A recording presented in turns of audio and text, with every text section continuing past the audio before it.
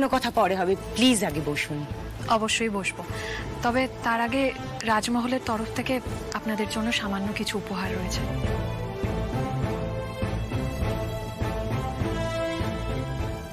আপনারা যদি দয়া করে গ্রহণ করেন। ও মা, সে কি কথা! আপনি প্রথমবার এলেন আমাদের বাড়িতে, হঠাৎ এত উপহার নিয়ে এলেন কেন? দেখুন, আমরা কিন্তু খুবই বিব্রত বোধ করছি। না না, এটা আসলে আমাদের রাজমহলের রীতি বলতে পারেন।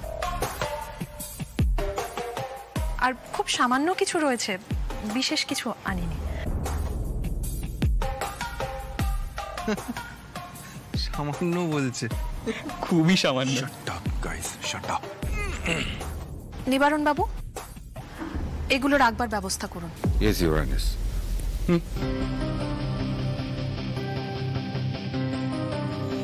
দেখুন, আমরা সত্যি খুব সাধারণ, মানে আপনি আমাদের এখানে আসবেন সোনাই স্তক, আপনাকে কিভাবে আপ্যায়ন করবো এটাই ভেবে চলেছি।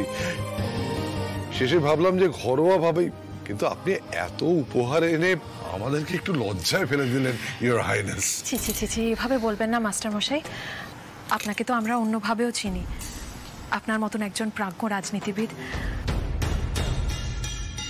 আর তাছাড়া আপনার মেয়ে লাবণ্য সান্যাল, তিনিও তো এই এলাকাটা সুন্দরভাবে সামলাচ্ছেন।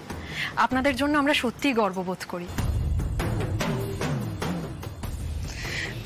আপনি এখনো দাঁড়িয়ে রইলেন? আসুন না, বসুন, বাকি কথাবার্তা পরে হবে। আসুন আসুন আসুন আসুন।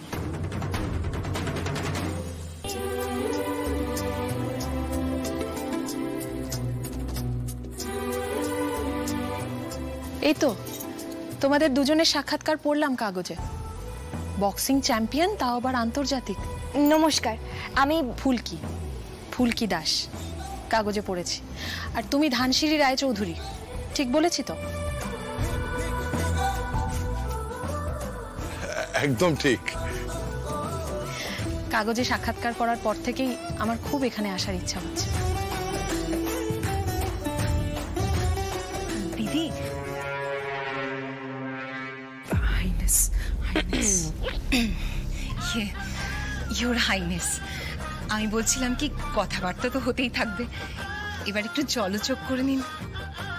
আর হাইনেস টাইমিং মেনেই খাওয়া দাওয়া করে থাকেন, বাইরের খাবার খান না। না না, বাইরের কেন, ঘরোয়া খাবার সব।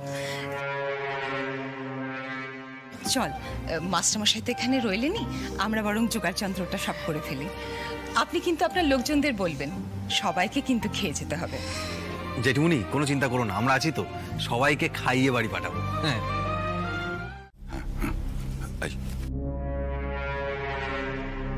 দাদা চিন্তা নেই, আমি বাইরে খাবার দিয়ে আসবো।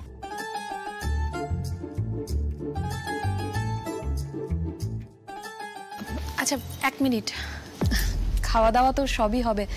আপনারা এত আয়োজন করেছেন, আমি কি না করতে পারি? কিন্তু তার আগে আমার এখানে আসার উদ্দেশ্যটা আমি আপনাদের জানাতে চাই।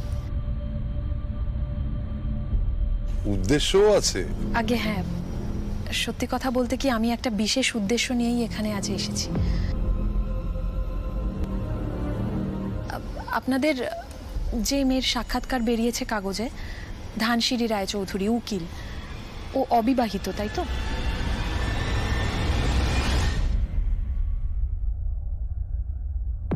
হ্যাঁ, ধানু আমার মেয়ে, ও এখনো বিয়ে করেনি। আচ্ছা, বিয়ে করেনি মানে অন্য কোথাও কি বিয়ে স্থির হয়ে আছে? না, সেরকম তো কিছু শুনিনি, মানে আমাদেরকে অন্তত কিছু বলেনি, আর আমরাও সেভাবে ওর জন্য পাত্র দেখিনি। আচ্ছা, সেক্ষেত্রে আমি রাজমহলের বড় কুমার আদিত্য নারায়ণ চৌধুরী, আমার বড় ছেলের সাথে আপনার মেয়ের সম্বন্ধ করতে চাই।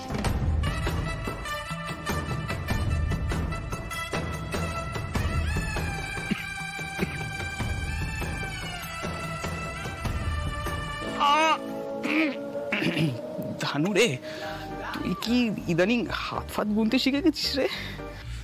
সত্যি সত্যি রাজকুমার, তুই চাইলি আর পেয়েও গেলি? হ্যাঁ, নিবারণ বাবু,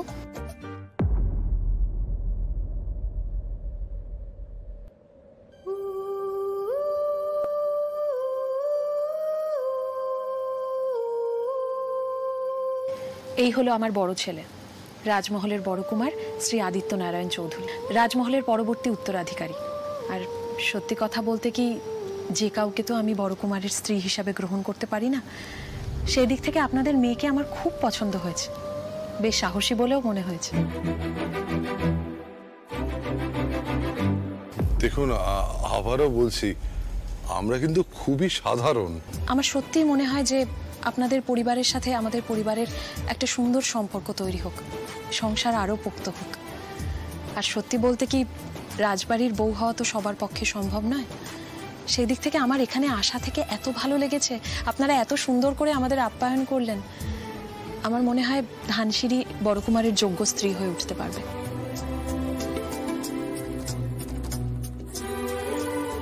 কিরে ধানু? কি তিওয়ারি বাবু? দাদা, আপনাকে এই অবস্থায় দেখবো কোনোদিনও ভাবিনি।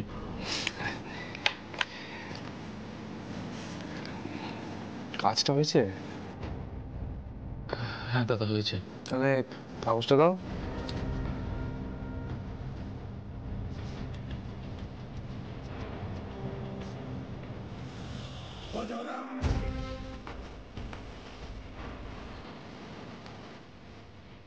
ওং শ্রী শ্রী নৃসিংহ দেবায় নম।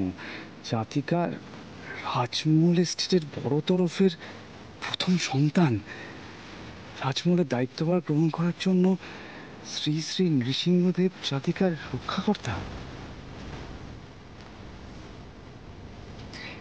এই কাগজটা মাধুরীর মধ্যে ছিল। মাধুরীটা ফুলকির পালিতা মা সবিতা দাস ফুলকির গলায় পেয়েছিল, তার মধ্যে এই কাগজ রাখা ছিল। তার মানে ফুলকি দাস রাজমহল এস্টেটের রাজকন্যা, উত্তরাধিকারী।